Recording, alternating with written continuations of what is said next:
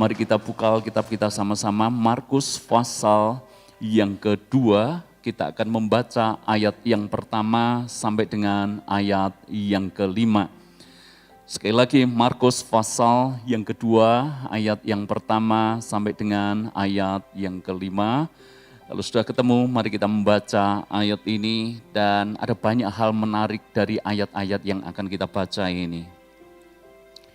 Kemudian sesudah lewat beberapa hari, waktu Yesus datang lagi ke Kapernaum, tersiarlah kabar bahwa ia ada di rumah. Maka datanglah orang-orang berkerumun, sehingga tidak ada lagi tempat, bahkan di muka pintu pun tidak. Sementara ia memberitakan firman kepada mereka, ada orang-orang datang membawa kepadanya seorang lumpuh, digotong oleh 4 orang. Tetapi mereka tidak dapat membawanya kepadanya, karena orang banyak gitu. Lalu mereka membuka atap yang di atasnya, sesudah terbuka mereka menurunkan tilam tempat orang lumpuh itu terbaring. Ketika Yesus melihat iman mereka, berkatalah ia kepada orang lumpuh itu, "Hai anakku, dosamu sudah diampuni." Dan orang lumpuh itu menjadi sembuh. Mari kita akan coba belajar bersama-sama dari ayat-ayat ini, saudara.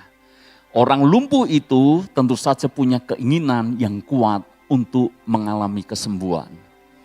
Orang yang sakit keinginannya cuma satu, ingin sembuh. Orang yang cacat sebisa mungkin kalau dia diberikan sebuah pilihan, mau minta apa?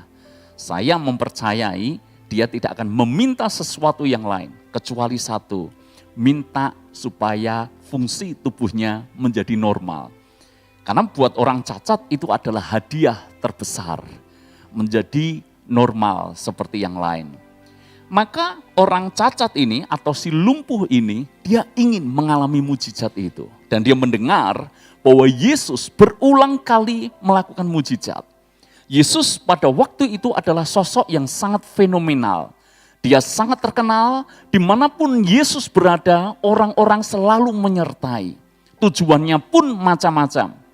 Ada yang memang ingin mengenal Yesus lebih dalam, tapi ada juga yang memang ingin melihat mujizat.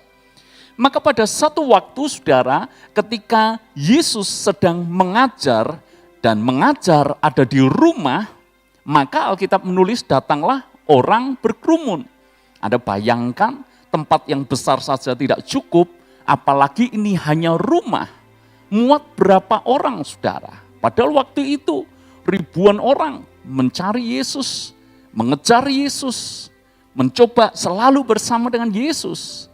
Maka rumah yang sebesar apapun, kalau orang berkerumun datang, tentu saja membuat rumah itu penuh dengan sesak. Lalu kemudian orang lumpuh ini begitu ingin berjumpa dengan Yesus karena berharap mendapatkan mujizat. Dia berada di tilam yang digotong oleh 4 orang temannya. Mereka mendapati bahwa pintu sudah tidak mungkin mereka bisa masuki karena orang berkerumun. Saudara-saudara, justru di sini ada satu kisah yang penting sekali untuk kita cermati. Bagaimana seseorang yang mestinya tidak ada harapan, tapi dia akhirnya mengalami mujizat. Dan mujizat itu terjadi karena komunitas. Ada banyak contoh di dalam Alkitab tentang mujizat. Dan biasanya mujizat itu terjadi karena sifatnya personal. Ada orang datang kepada Yesus, Yesus menyembuhkan. Yesus kebetulan lewat, kemudian bertemulah dia dengan orang cacat, Yesus menyembuhkan. Ini sifatnya personal, pribadi lepas pribadi. Tapi baru kali ini ada mujizat yang terjadi karena komunitas. Kok bisa? Mari kita belajar sama-sama. Hal yang pertama gini, kalau seandainya orang lumpuh itu sendirian, dan dia mencoba ketemu Yesus, pintu rumah sudah penuh dengan orang, bahkan tidak hanya depan pintu, sampai ke depan sudah orang banyak berkerumun. Menurut Anda, kira-kira apa yang dilakukan si lumpuh ini? Jelas sekali, orang lumpuh ini pasti akan kembali. Orang lumpuh ini kalau sendirian, kemungkinan besar dia akan berkata kepada dirinya, mungkin tidak rezeki aku hari ini. Mungkin aku memang ditakdirkan selamanya lumpuh. Mungkin Tuhan tidak berkenan. Sehingga aku datang, situasi sudah penuh dan tidak mungkin. Maka kalau dia sendirian, hampir bisa dipastikan dia akan kembali pulang. Dan kalau dia kembali pulang, artinya dia tidak ketemu Yesus. Dan kalau tidak ketemu Yesus, artinya dia tidak akan mengalami mujizat. Tapi yang hebat adalah, karena ada 4 orang temannya, melihat penuh situasi rumah itu, tidak mungkin kalau menerobos lewat depan. Maka keempat orang temannya ambil inisiatif. Mereka ingin menjumpai Yesus lewat atap, lewat atas. Jangan bayangkan bahwa rumah di Israel sana itu seperti rumah kita. Kalau Anda membayangkan dalam konteks budaya rumah kita, mungkin Anda akan sulit untuk bisa membayangkan peristiwa ini. Rumah di Yahudi sana itu modelnya itu seperti kalau Anda suka lihat film-film cerita Alkitab, itu wuwungannya itu bukan dalam bentuk piramid seperti rumah-rumah kebanyakan di antara kita. Tapi itu modelnya flat yang mana di bagian atap itu biasanya ada lubang, saudara. Sehingga ada akses jalan ke sana. Itu rumah biasanya seperti itu. Maka 4 orang ini berpikir kalau lewat depan tidak bisa, kita akan coba lewat atas. Kita akan coba lewat atap, kita akan naik ke sana dan kita akan turunkan pelan-pelan teman kita yang lumpuh ini.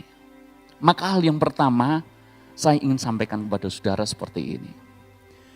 Kebersamaan atau komunitas itu akan memberikan keberanian untuk menghadapi tantangan dan kesulitan. Kalau orang lumpuh itu sendirian, dia mungkin akan takut. Mungkin dia akan kembali. Tapi ketika ada 4 orang temannya yang mendukung dia punya keberanian untuk tetap mencari Yesus. Nature manusia itu bersama-sama. Anda pernah tahu kalau sendirian takut di tempat gelap? Saya berdoa, saya berharap tidak ada seorang pun di antara kita yang kalau malam-malam takut kalau ke toilet. Apakah ada yang takut? Tolong angkat tangan. Semoga tidak ada. Karena kita tahu bahwa kuasa setan, kuasa kegelapan itu sudah dikalahkan. Amin. Tapi nyatanya ada yang takut gak? Takut. Sendirian takut. Padahal di rumah sendiri takut. Itu sebabnya sampai bangunkan suaminya atau yang lebih parah bangunkan istrinya. Berarti luar biasa itu saudara. Takut. Lewat di rumah angker misalnya, sendirian takut.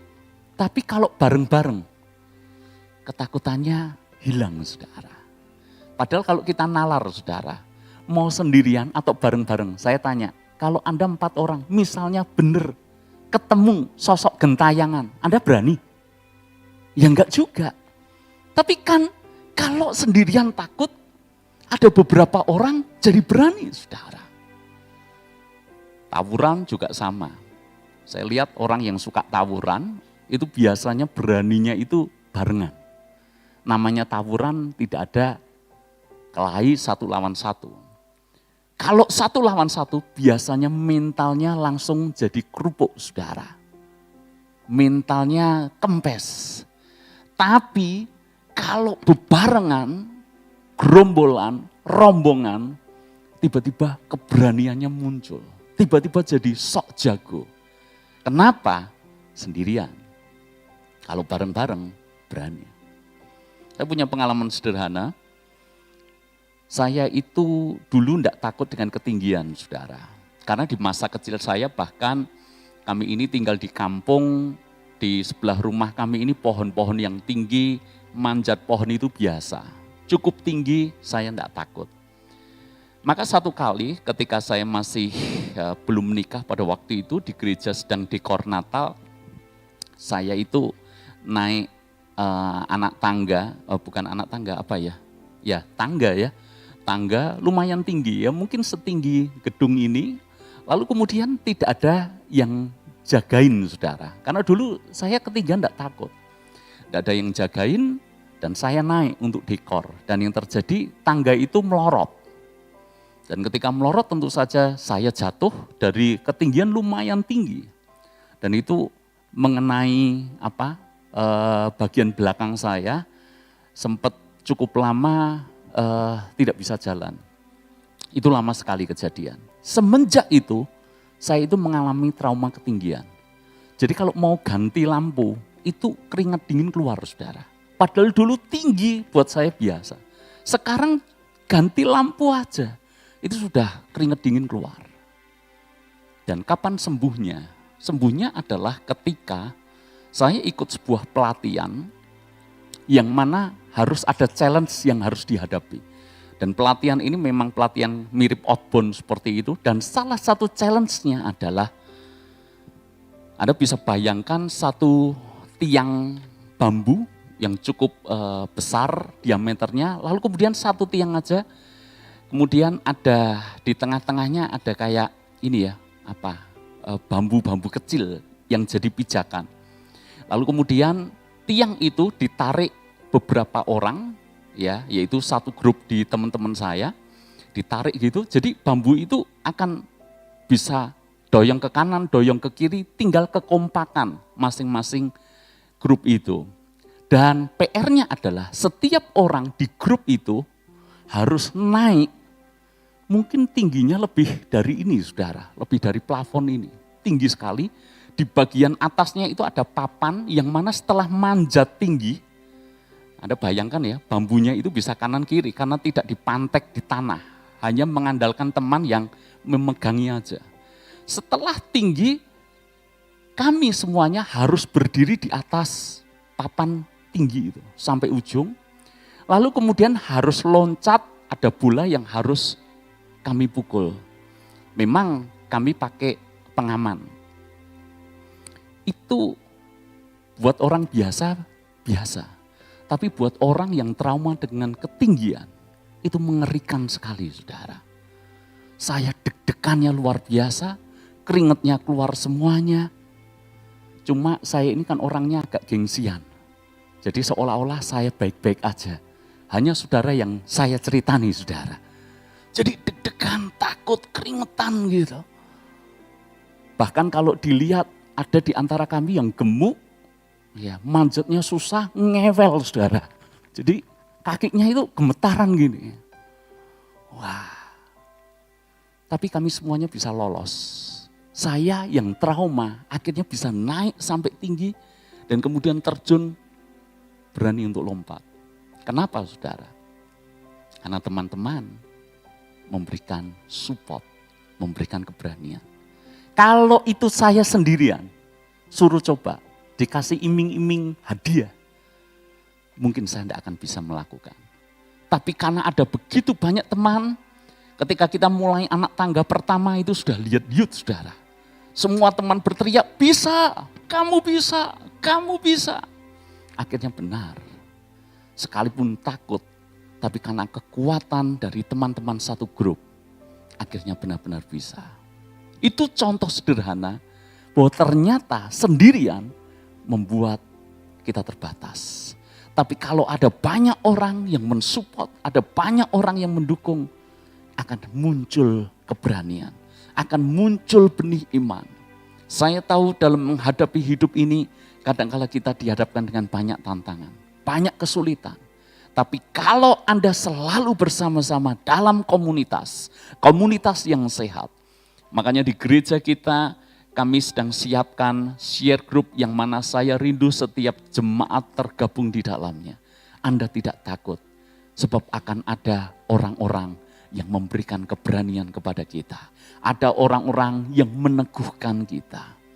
Beberapa kali ketika kami pertemuan dalam share group saudara, kalau ada di antara kami yang lemah, ketika lihat semangat, kesaksian daripada teman-teman kami yang lain, muncul keberanian buat kami. Itu sebabnya sendirian membuat kita lemah, bersama-sama membuat kita berani. Orang bunuh diri tidak pernah berada dalam kerumunan. Orang kalau bunuh diri, kapan itu terjadi? Biasanya sendirian. Sendirian menghadapi hidup bahkan tidak berani. Tetapi seandainya orang itu dikelilingi oleh orang-orang yang cinta Tuhan, orang-orang yang positif, orang-orang yang optimis, orang-orang yang punya iman, saya yakin akan ketularan optimis punya iman, sehingga tidak gampang menyerah dalam menghadapi hidup. Hal yang kedua yang kita bisa pelajari dari Nats tadi tentang pentingnya kelompok kecil atau komunitas. Yang kedua, kita belajar di dalam ayat tadi bahwa sesungguhnya dalam komunitas kita bisa mempraktekkan yang namanya kasih. Saya tanya saudara, apa untungnya bagi 4 orang temannya menggotong si lumpuh itu supaya ketemu Yesus? Berikan satu alasan saja. Apa untungnya buat 4 orang itu harus susah-susah menggotong si lumpuh sampai ke atas dan kemudian menurunkan pelan-pelan sampai si lumpuh itu ketemu Yesus? Tidak ada untungnya saudara. Tapi tahukah kenapa mereka melakukannya? Karena kasih yang menggerakkan mereka. Maka dalam komunitas kita belajar yang namanya kasih. Kasih adalah memberi dan bukan mengambil. Maka seandainya setiap gereja di dalamnya ada komunitas yang hidup, di dalamnya kita mempraktekkan kasih, maka bukan hal yang mustahil kita akan mengalami seperti jemaat mula-mula. Jemaat mula-mula mengalami ledakan pertumbuhan terbesar dalam sejarah gereja. Kenapa? Karena mereka mempraktekkan kasih. Mereka bermula dari beberapa orang. Mereka berdoa di Yerusalem menunggu Roh Kudus turun, dan ketika Roh Kudus turun, Petrus berkhotbah, sekali khotbah 3.000 orang bertobat. Semenjak itu dimulailah kelompok-kelompok kecil seperti yang dicatat di dalam Alkitab tentang jemaat mula-mula. Kelompok-kelompok kecil ini melakukan apa? Mereka semuanya saling berbagi. Setiap hari bertemu, bersekutu, saling berbagi, saling menguatkan. Ingat, pada waktu itu adalah masa aniaya besar pada jemaat mula-mula. Mereka tidak hanya ditangkap, tapi mereka juga akan ditangkap dan dianiaya. Bahkan sebagian besar di antara mereka kalau tertangkap, itu akan dihukum mati. Ada yang dipancung, ada yang digergaji, nanti Anda baca di dalam kitab Ibrani. Ada yang diadu dengan singa, ada yang ditarungkan dengan gladiator untuk pertunjukan. Pada waktu itu yang terjadi seperti itu. Tapi bagaimana mungkin dengan ancaman, dengan aniaya yang besar, orang Kristen di sana justru bertumbuh. Mereka bertumbuh karena mereka saling menguatkan satu dengan yang lain. Dan itu terjadi dalam kelompok. Karena mereka ini jadi incaran, sehingga satu dengan yang lain ada yang sulit untuk bekerja. Mereka sulit untuk jualan, mereka sulit untuk dagang. Bagaimana mereka bisa hidup? Mereka yang kaya menopang mereka yang miskin. Makanya Alkitab menulis, ada orang kaya yang menjual ladangnya, lalu kemudian membagi-bagikannya kepada orang-orang di kelompoknya, supaya mereka tetap bisa hidup. Saudara-saudara, itulah kunci kenapa gereja awal-awal berkembang dengan luar biasa. Kita bersyukur bahwa kita tidak hidup di masa aniaya seperti jemaat mula-mula. Tapi semangat untuk berbagi, semangat untuk saling menolong, semangat untuk memberi, itu mestinya harus menjadi bagian penting buat gereja Tuhan hari-hari ini. Amin. Pandemi kemarin mengajarkan kepada kita semuanya bahwa kelompok kecil, kalau di kita sebut dengan share group, itu adalah hal yang sangat penting. Saya mendengar kesaksian dari beberapa gereja yang kebetulan saya pelayanan, dan kemudian ada banyak cerita yang membuat saya berpikir bahwa kelompok kecil ini harus menjadi bagian daripada pelayanan di SCC. Hamba Tuhan ini menceritakan kepada saya, bersyukur Pak, di kami ini komselnya jalan semuanya. Sehingga kemarin ketika COVID, ketika pandemi yang mana gereja ditutup, seolah tidak ada hubungan secara langsung bisa real terjadi antara gereja dengan jemaat, kelompok-kelompok kecil ini justru jadi jawaban. Banyak yang kena COVID, lalu kemudian kalau kena COVID harus isolasi mandiri, tidak bisa bekerja, tidak bisa kemana-mana, dan tidak semuanya adalah orang kaya atau orang cukup. Bagaimana dengan orang yang tiap hari supaya dia bisa makan dia harus kerja, dan pada waktu itu kena COVID, tidak bisa kemana-mana. Bagaimana mereka bisa hidup? Kelompok kecil itu jadi jawaban buat gereja itu. Karena ketika ada temannya dalam satu komunitas, dia lihat kena COVID, maka teman-teman yang lain itu sudah inisiatif, hari ini yang kirim makanan saya, besoknya saya yang gantian kirim makan, dan seterusnya. Ada juga yang kena PHK, tidak bisa bekerja, tidak ada penghasilan.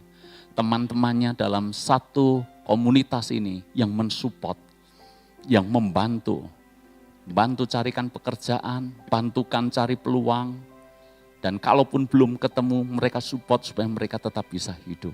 Mereka praktekkan yang namanya kasih. Saya berharap gereja Tuhan di tempat ini, jemaat SCC, kita belajar saling mengasihi. Kita belajar saling menolong. Amin. Jangan ada mental miskin di antara kita. Mental miskin itu adalah mental memanfaatkan. Oh, kalau demikian, saya lebih baik bergabung dalam kelompok, saya malas-malasan, nanti pasti akan ditolong, nanti pasti akan didukung. Bukan itu poinnya. Kalau mental kita sudah keliru dari awal, kita pun tidak akan dapat apa-apa. Justru kita belajar di sini, praktekkan semuanya, mengambil bagian saling menolong, saling memberi, saling memberkati satu dengan yang lain. Amin. Kalaupun benar-benar ada kesulitan, percayalah, enggak usah minta, kita semuanya pasti akan tahu apa yang harus kita lakukan. Gereja pasti tahu apa yang harus dilakukan untuk jemaatnya.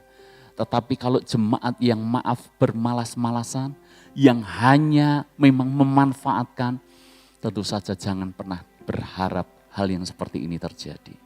Saya rindu dibentuk kelompok kecil supaya kita semuanya tergembalakan dengan baik. Keadaan kita semuanya bisa saling memberkati.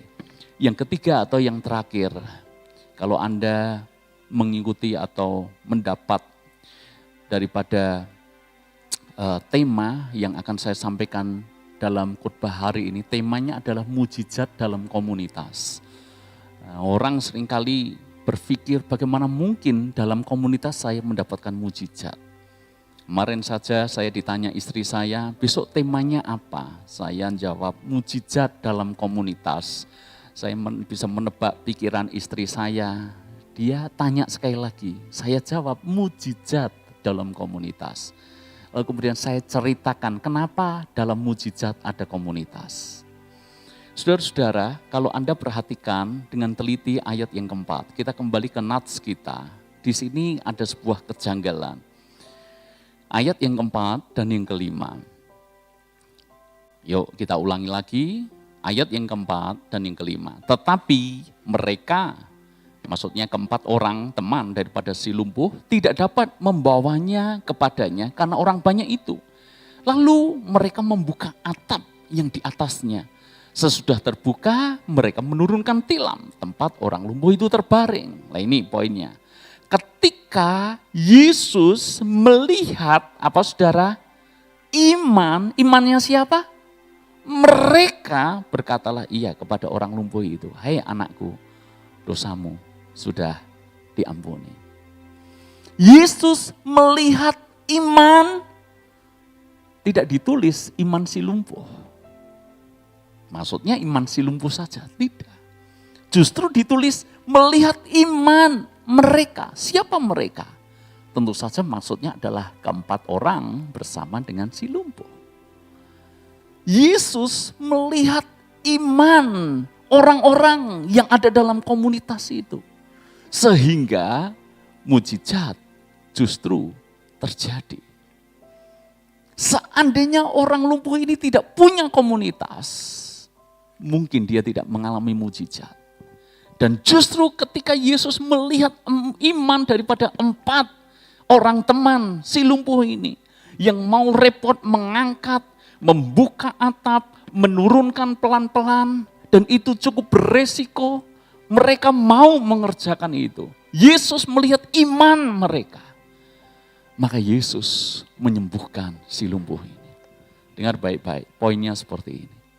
Kadangkala bahkan ketika Anda sudah dalam kondisi imanmu lemah, tetapi karena engkau dikelilingi oleh orang-orang dalam komunitas yang sehat, komunitas yang percaya kepada Tuhan, dan teman-temanmu mendoakanmu dengan penuh percaya, kadangkala Tuhan mungkin tidak melihat kita, tapi Dia lihat iman orang-orang yang ada di sekeliling kita. Sehingga Tuhan buat mujizat. Tahukah Anda, kadangkala mujizat engkau alami, belum tentu karena Anda yang punya iman. Bisa saja karena orang-orang di sekeliling Anda yang sedang mendoakan Anda. Makanya saya mendorong kalau ada di antara kita mengalami mujizat, jangan cepat kegeeran bahwa itu gara-gara saya. Luar biasa, berkenan di hadapan Tuhan. Mungkin bukan karena itu. Mungkin karena Tuhan melihat selama ini ada orang-orang tertentu yang mendukung Anda, yang mendoakan Anda.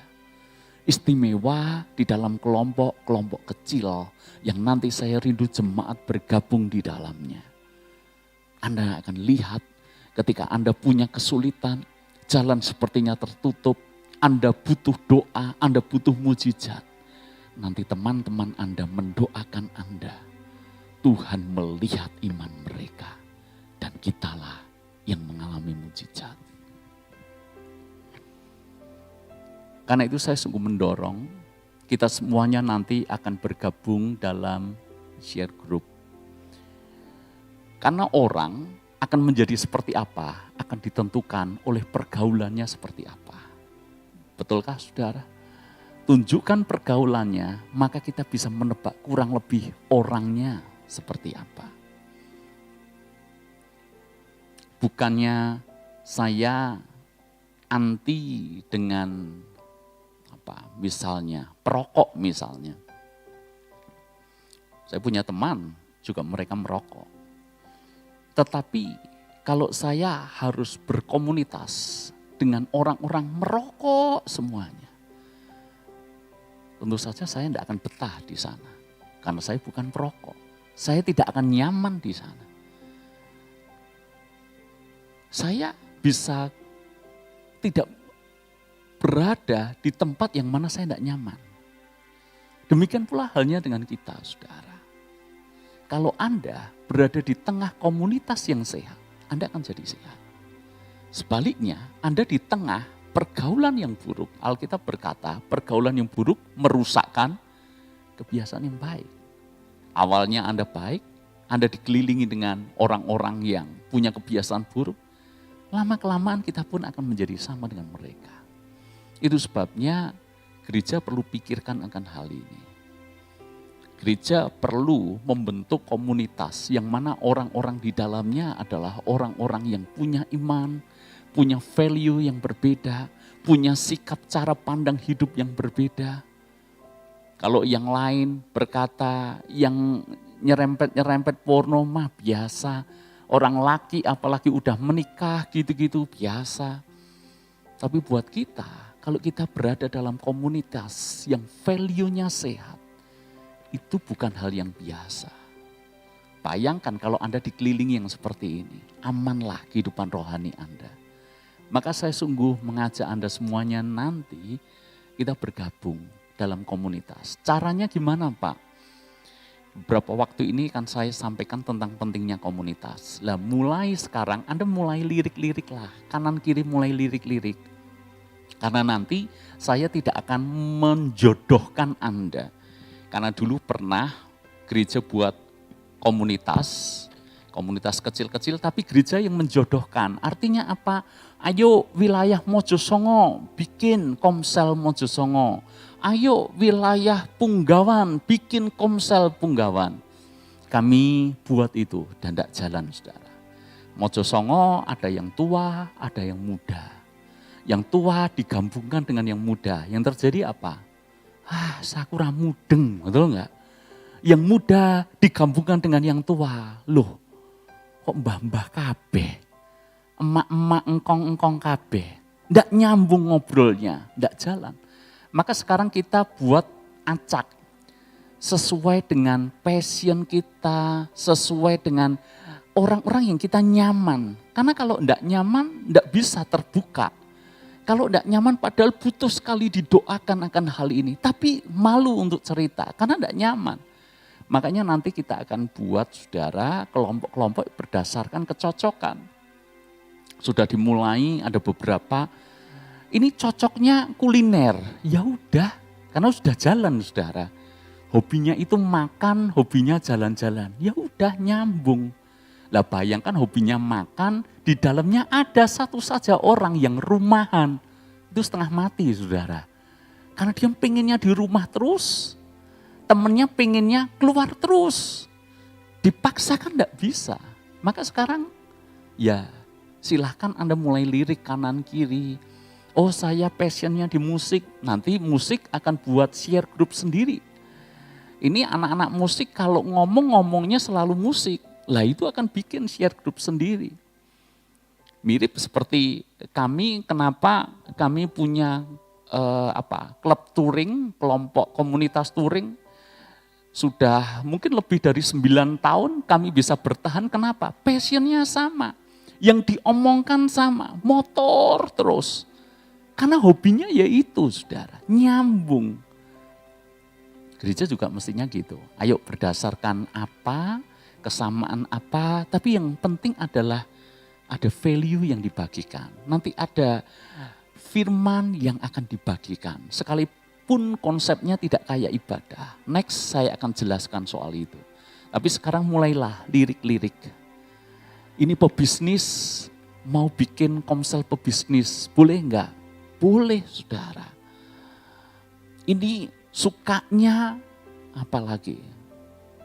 Ada di sini yang suka nari, ya sukanya apa ini? Apa sebutannya? Choir, dancer. Mau bikin kelompok sendiri boleh.